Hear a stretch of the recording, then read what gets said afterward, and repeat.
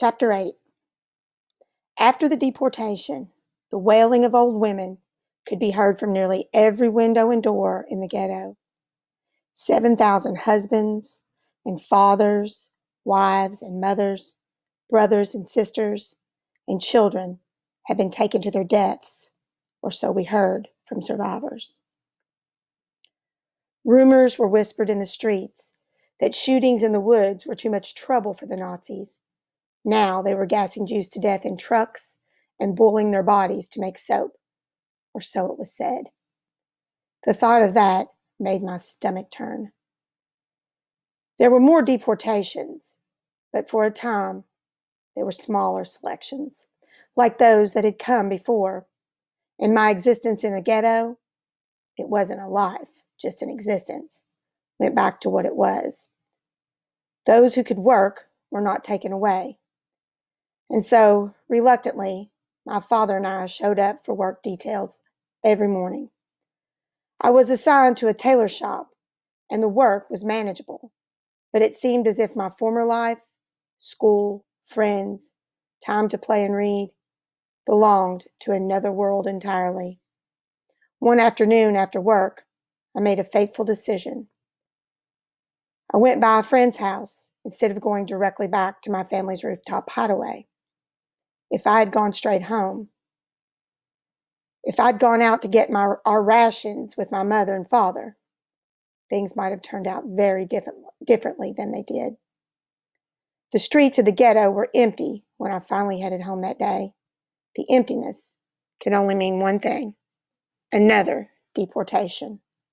When the Nazis came looking for Jews to deport, all the people who lived on the streets found places to hide. They had to, or they'd be taken. Men and women with homes to go to put their heads down and hurried there by whatever back alleys and side streets they could. I skirted down Limon Waskego Street, ready to duck behind a busted up piece of furniture or hide in a pile of old rags if I heard the Nazis coming. I was almost home when I heard the bark of German officers around the corner and the shuffling of shoes on pavement. I scanned the area for any place I could hide, but there wasn't one. I squeezed myself into a corner on the other side of a short set of stairs to an apartment building and tried to disappear into the shadows. The Nazi officers marched by in the street in front of me. All they had to do was turn their heads to see me, but they kept their eyes forward, followed by a ragtag group of Jews who were being deported. I watched them go by, a few hundred or so, their heads bent low, and every one of them silent as the grave. Wait, there, in the middle of the crowd. I froze.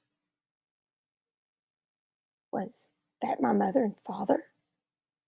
I stood on my toes, trying to see into the mass of people, but the angle had changed. I was standing in plain sight now, my head and shoulders well over the top of the short flight of stairs, but I didn't care. Were my parents in that deportation? Maybe I'd just seen a couple who resembled them. I wanted to scream. I almost ran to the column of marching Jews to call out my parents' names to find out if that was really them. But the sight of the German SS officers bringing up the rear stopped me. If my parents weren't being marched right now, I'd be caught and never see them again. But if it was them? As soon as the prisoners and their guards were passed, I dashed out from behind the stairs and ran all the way home. I burst through the door to our apartment building and raced up the stairs and pounded on the big metal door to our rooftop hideaway. The bars were still over the door, which was good news. That meant someone was still up there. I prayed it was my mother and called through the door to her as I pounded away. Behind the door, I heard the steel bars being lifted, and I stopped knocking, my heart racing. The door opened, and my cousin Sala stood behind it, tears running down her face. No, I said. No. My knees went weak, and I closed my eyes against the truth that was coming. Yannick, Sala said. Yannick, thank God you're all right. Where are they? I demanded, even though I already knew. Sala, where are my parents? I'm sorry, Yannick. The Nazis grabbed them as they were coming back from buying bread. I saw them taken right there in the street in front of the building. I staggered through the door and into the pigeon coop that had been our home, our sanctuary, for more than a year. It was totally empty.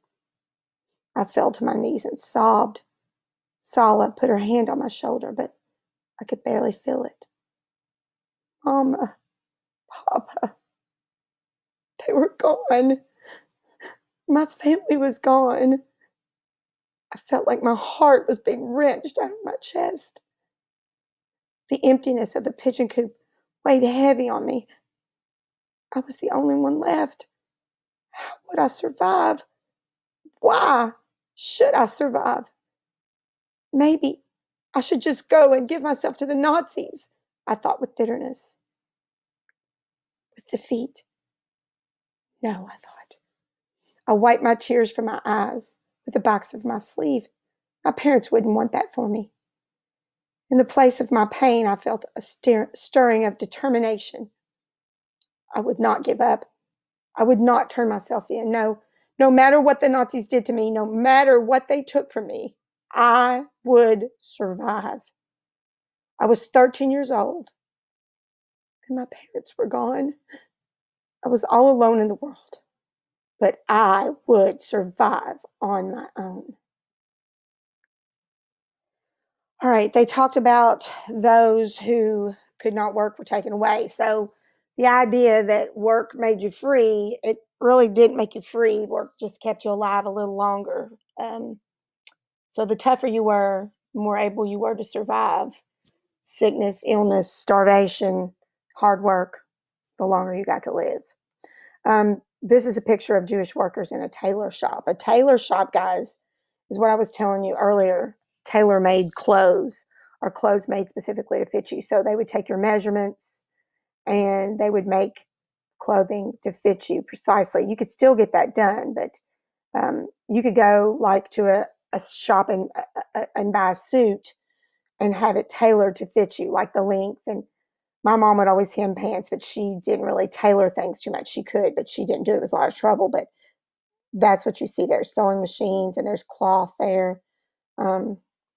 It's really an art that not a lot of people can do. Here's a picture of, it says the German SS officers worked for Hitler and the Nazis. The SS stood for Schutzstaffel, which meant protection squadron.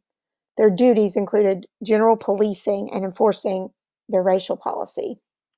Remember the lie that Jews were a race of people rather than a religion.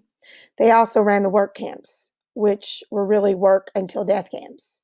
So on the left, right here, the German SS officers, I mean, to the left of the blurb, the German SS officers are inspecting the prisoners at a war camp. And I believe that is Heinrich Himmler.